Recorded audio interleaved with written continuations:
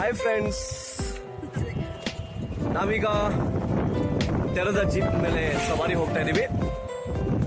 ರಾಜಸ್ಥಾನ ಅಂದ ತಕ್ಷಣ ಡೆಸರ್ಟ್ ತುಂಬಾ ಪಾಪ್ಯುಲರ್.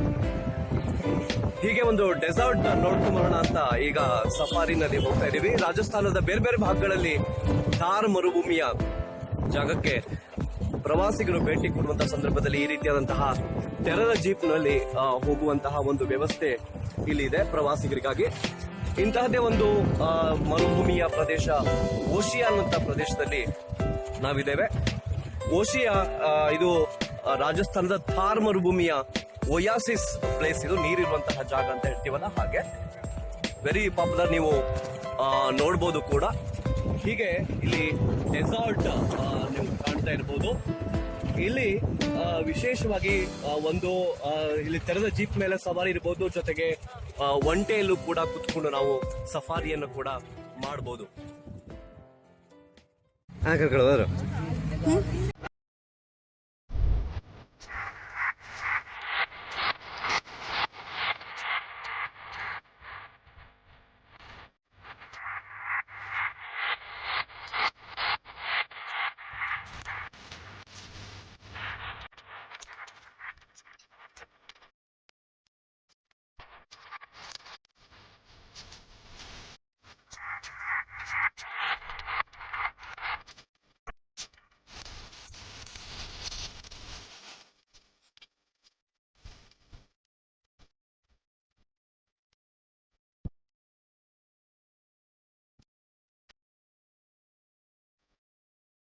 कल भाई ट्रैवल हो गया, चलने को हो गया था, खाना पीना भी नहीं हुआ.